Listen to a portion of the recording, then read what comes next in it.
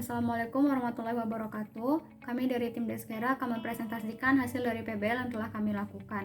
Sebelumnya, perkenalkan, saya sendiri Korea Vivaner Awalia dan rekan saya Fiona Salsabila Anggraini. Topik yang akan kami bahas yaitu gambaran umum perusahaan, latar belakang masalah, solusi permasalahan dan output yang dihasilkan, tinjauan pustaka, menu aplikasi Deskera, hasil PBL, analisis SWOT, business model canvas, kesimpulan, dan daftar pustaka. Gambaran umum perusahaan. TFME atau Tiki Factory Manufacturing of Electronic merupakan sebuah pabrikasi di bidang manufaktur elektronika yang mensinergikan antara dunia industri dengan institusi pendidikan. Bermula dari Universitas ITB yang ingin membuat atau mendirikan pabrikasi semikonduktor yang ditempatkan di Politeknik Negeri Batam pada tahun 2012. Pada tahun 2016, TFME memulai produksi pertama serta melakukan kegiatan belajar mengajar untuk TFME oleh laboran. TFME dalam pelaksanaannya difokuskan pada teknologi IC packaging TKFP 144 pin, manufaktur PCB sampai dengan 12 layer, dan perakitan PCB atau teknologi SMT atau Surface Mount Technology. Latar belakang masalah.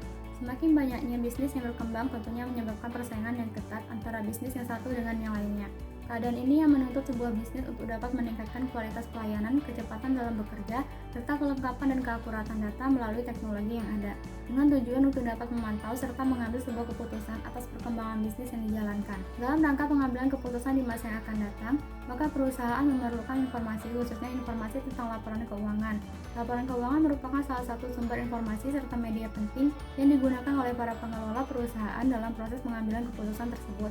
Namun pada kenyataannya, meskipun teknologi pada zaman ini sudah semakin canggih, masih banyak perusahaan yang melakukan proses transaksi pencatatan keuangan dan pelaporan keuangan secara manual.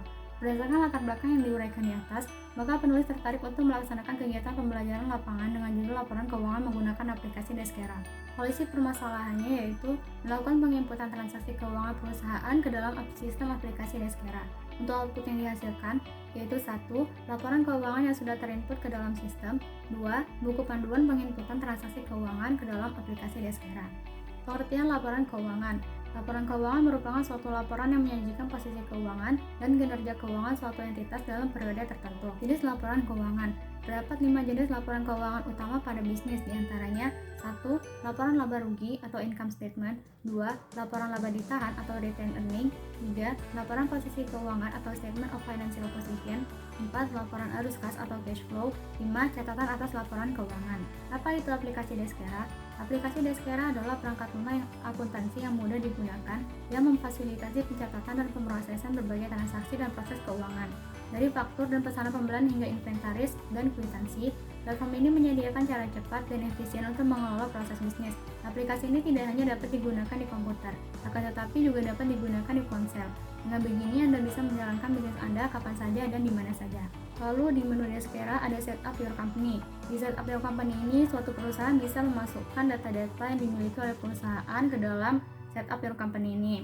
Di Setup Your Company ini, perusahaan bisa memasukkan nama organisasinya, kemudian negaranya, lalu ada mata uangnya, financial year start date-nya, dan book beginning date-nya. Selanjutnya, perusahaan juga bisa mengedit data yang telah dimasukkan oleh perusahaan ke dalam aplikasi Deskera.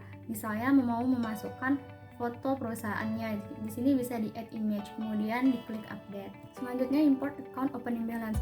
Di Deskera, perusahaan bisa mengimport opening balance-nya, di mana di Deskera ini sudah menyediakan template yang bisa digunakan oleh perusahaan dengan cara memasukkan data-datanya menyesuaikan dengan template yang telah disediakan. Di sini template yang telah disediakan di Deskera ada account code-nya, kemudian debitnya, lalu kredit dan exchange rate-nya. Selanjutnya import chart of account. Di sini perusahaan juga bisa mengimport akun-akunnya dengan cara seperti yang sebelumnya, yaitu dengan mendownload sampel yang telah disediakan oleh Deskera, kemudian mengisi data-datanya mengikuti dengan template yang telah disediakan. Di dalam template yang telah disediakan oleh Deskera ada account code, account name, account description, account group, text code, dan currency-nya. Kemudian menu utama aplikasi Deskera. 1. Menu pembelian atau buy. Menu pembelian adalah menu untuk pencatatan item barang masuk. Transaksi bisa dibayarkan langsung secara tunai atau diberi tempo pembayaran selama beberapa waktu. Terdiri dari submenu yang berfungsi untuk membuat pesanan pembelian atau PO, pembelian barang, retur pembelian, dan pembayaran hutang. Di submenu pembelian, perusahaan bisa men-create order. Di create order ini, perusahaan bisa memasukkan kontak supplier-nya, Kemudian order date-nya, due date-nya, receive by-nya. Lalu ada produknya, description, quantity, unit price, discount, pajak, dan jumlahnya. Setelah itu perusahaan juga bisa meng-convert to bill. Di convert to bill ini perusahaan bisa memilih untuk meng-convert secara partially, only, atau auto receive. Selanjutnya create pay bill. Jadi setelah kita meng-convert to bill bisa juga untuk meng-create pay bill untuk melakukan pembayaran. Lalu di sini bisa memilih pembayar dari mana, kemudian tipe pembayarannya, lalu ada jumlah pembayarannya. Selanjutnya menu penjualan atau sale. Menu penjualan berfungsi untuk membuat pesanan item yang dipesan oleh pelanggan dan juga menampilkan daftar pesanan penjualan atau sales order, mengubah dan menghapus transaksi pesanan yang pernah dibuat. Terdiri dari subquote, pesanan penjualan, daftar penjualan, histori harga jual, daftar pembayaran piutang, dan retur penjualan. Di sub menu penjualan ini kita bisa men-create quote. Di create quote ini bisa memasukkan kontak, kemudian quote date-nya, due date-nya, ship by-nya, kemudian products, lalu ada description, quantity, unit price, discount, pajak, dan jumlahnya. Lalu bisa juga men-create invoice. Jadi setelah kita men-create quote bisa di-convert to invoice. Kemudian ada create receipt payment untuk menerima pembayaran. Oke, selanjutnya kita akan membahas menu penerimaan kas. Menu penerimaan kas mengatur semua arus kas masuk dari perusahaan. Penerimaan kas biasanya dibagi menjadi beberapa kategori. Penerimaan kas dari penjualan tunai, penerimaan kas dari pelanggan kredit ataupun piutang, penerimaan uang tunai dari sumber lain. Di dalam Deskera, kita akan mencatat menu penerimaan kas di dalam menu deposit. Berikut adalah contoh transaksi penerimaan kas melalui menu deposit yang sudah kami create. Di dalam transaksi penerimaan kas tersebut, kita juga bisa mengekspor hasil penginputan transaksi penerimaan kas kita. Biasanya diekspor dalam bentuk Excel. Selanjutnya, menu pengeluaran kas. Menu pengeluaran kas merupakan menu untuk mencatat arus kas keluar uang kepada seseorang, kelompok, ataupun lembaga keuangan. Contohnya adalah pengeluaran kas untuk membayar upah atau gaji karyawan. Selanjutnya, menu General Journal. General Journal merupakan fitur yang berguna untuk mencatat segala bentuk pembukuan perusahaan, baik dari sisi pendapatan, beban, dan lainnya. Di dalam Deskera sendiri, dalam menu General Journal ini, kita bisa membuat jurnal entry normal dan fund transfer. Selain membuat transaksi, kita juga bisa mengimpor dan mengekspor transaksi journal entry dan melihat transaksi journal entry yang sudah kita buat secara keseluruhan. Di bawah ini adalah contoh transaksi journal entry yang sudah kami buat. Financial year closing adalah aktivitas akhir tahun di mana laporan bisnis diselesaikan. Tujuan dari adanya financial year closing yaitu dapat mengetahui kondisi keuangan perusahaan di akhir masa periode tertentu. Oke, topik yang selanjutnya adalah hasil PBL. Report yang pertama yaitu balance sheet. Di sini total aset kami menunjukkan angka Rp999.568.173. Nah, hal ini juga sudah sesuai dengan total dari equity plus liabilities-nya. Oke, lanjut lagi ke dalam report profit and loss atau yang biasa kita sebut dengan laporan laba rugi. Di dalam laporan laba rugi sendiri kami mendapatkan profit sebesar Rp6.134.052. Selanjutnya adalah statement of cash flow atau yang biasa kita sebut dengan laporan arus kas. Di dalam laporan arus kas ini menunjukkan cash equivalent end of the period sebesar Rp36.441.028.36 perak. Oke, kita masuk ke report selanjutnya, yaitu General Ledger, atau yang biasa kita sebut dengan buku besar. Di dalam buku besar ini menunjukkan angka dari account name-nya, account kode, account group-nya, opening balance, period amount, dan ending amount-nya berapa. Oke, ini juga adalah lanjutan dari buku besar atau General Ledger. Ini juga masih lanjutannya ya teman-teman. Selanjutnya adalah analisis SWOT TFME. Yang pertama, kekuatan atau strength. TFME memiliki mesin untuk mengolah produk RFID, mulai dari komponen hingga produk jadi. Lalu TFME menggunakan STD internasional untuk proses elektronika manufaktur seperti Munitari STD dan JEDEC STD. Lalu tenaga kerja sudah tersertifikasi STD internasional seperti STD EPC. Kemudian ada peluang atau opportunities. Yang pertama, perkembangan teknologi yang semakin canggih mendorong penggunaan kartu digital, posisi strategis yang berada di jalur pelayaran internasional, dan yang ketiga, realisasi perkembangan Pulau Batam sebagai free trade zone. Lalu ada kelemahan atau weakness, pengalaman tenaga kerja yang kurang karena dilakukan oleh mahasiswa, tidak ada organisasi untuk inventory control, serta mesin tidak terawat dengan baik karena tidak ada organisasi untuk maintenance. Ancaman atau threats, pengalaman SDM yang kurang, kurangnya organisasi dalam perusahaan, dan globalisasi perdagangan. TFME Business Model Canvas, Key Partners. PT Jaya Sentosa, PT AAA Elektronik, PT Cemara Asri, Politeknik Negeri Batam.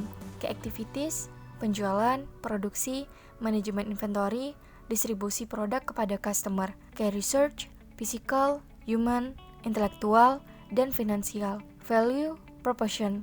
TFME memiliki mesin untuk mengolah produk RFID, mulai dari komponen hingga produk jadi. TFME menggunakan STD internasional untuk proses elektronika manufaktur, seperti military STD dan jedek STD. Tenaga kerja juga sudah tersertifikasi STD internasional seperti STD EPC. Lalu customer relationship, custom product, dan diskon untuk pelanggan. Channelsnya, Instagramnya ada tfme_polibatam. Lalu untuk websitenya sendiri tfme.polibatam.ac.id. Kemudian ada juga PT Jaya Sentosa, PT Cemara Asri, PT AAA Elektronik, dan Politeknik Negeri Batam. Untuk customer segmennya, seluruh perusahaan, baik perusahaan kecil maupun menengah hingga besar. Kemudian instansi pendidikan. Untuk cost structure, ada pembelian mesin, biaya perbaikan, biaya perawatan, biaya bahan, serta biaya tenaga kerja. Untuk revenue stream, RFID card sales. Selanjutnya adalah kesimpulan. Di zaman yang modern ini, persaingan antara bisnis semakin ketat. Keadaan ini menuntut kemampuan perusahaan untuk dapat meningkatkan kualitas pelayanan, kecepatan dalam bekerja, serta kelengkapan dan keakuratan data melalui teknologi yang ada, agar bisa mengambil sebuah keputusan atas bisnis yang dijalankan. Salah satu sumber informasi yang dapat digunakan perusahaan untuk mengambil sebuah keputusan adalah melalui data laporan keuangan. Akan tetapi, meskipun zaman saat ini sudah canggih, masih banyak perusahaan yang mencatat transaksi keuangannya secara manual. Maka dari itu diperlukan adanya sistem aplikasi akuntansi yang dapat mencatat transaksi dari perusahaan agar lebih efisien, efektif, dan akurat. Salah satunya adalah dengan aplikasi Deskera. Aplikasi Deskera merupakan salah satu aplikasi akuntansi yang berguna untuk mencatat laporan keuangan suatu instansi. Meskipun begitu, aplikasi Deskera sendiri juga memiliki beberapa kekurangan. Di antaranya, aplikasi Deskera hanya bisa digunakan untuk perusahaan retail, di mana perusahaan retail merupakan bisnis yang melibatkan penjualan barang atau jasa kepada konsumen dalam jumlah satuan atau eceran. Yang kedua, aplikasi Deskera membutuhkan jaringan yang kuat untuk menginput laporan keuangan. Jika jaringannya lemah, maka setiap beberapa menit akan keluar sendiri, dan ketika jaringannya lemah di saat Anda sedang menginput transaksi, maka data Anda tidak akan tersimpan. Di dalam aplikasi Deskera sudah ada akun default, di mana akun-akun default tersebut tidak bisa dihapus dan tidak bisa diganti type serta nomor akunnya, sehingga akan ada kemungkinan akun yang double apabila langsung diimpor otomatis. Yang keempat, import chart of account. Hanya bisa sekali. Apabila ada akun yang belum kita input ke dalam aplikasi Deskera tersebut, maka harus menambahkannya secara manual. Yang kelima, chart of account yang diimpor juga harus diperiksa kembali di dalam import log, karena terkadang ada beberapa akun yang rejected. Oke, yang terakhir, aplikasi Deskera ini juga sulit untuk dimengerti karena tidak adanya panduan yang lengkap yang disediakan oleh aplikasi ini. Selama kami membuat pencatatan transaksi keuangan di dalam aplikasi ini, semuanya hanya berdasarkan panduan yang kami buat sendiri, sehingga memungkinkan adanya kesalahan dalam pencatatan panduan, dikarenakan kami juga masih belajar dalam memahami aplikasi ini sendiri. Dengan adanya kekurangan aplikasi ini, kami sendiri kurang merekomendasikannya, karena beberapa alasan yang sudah kami sebutkan sebelumnya. Selanjutnya adalah saran. Jika untuk sekedar belajar, mahasiswa bisa menggunakan aplikasi ini untuk sarana pembelajarannya. Akan tetapi untuk perusahaan sendiri dari kami merekomendasikan aplikasi yang sudah terintegrasi. Misalnya aplikasi dasar akuntansi seperti IBSS Premier dan Mayobi. Dikarenakan aplikasi tersebut sangat mudah dipahami dan panduan penginputan transaksi ke aplikasi tersebut juga sudah banyak diaplikasikan oleh orang-orang di Google maupun YouTube. Sekian, terima kasih. Assalamualaikum warahmatullahi wabarakatuh.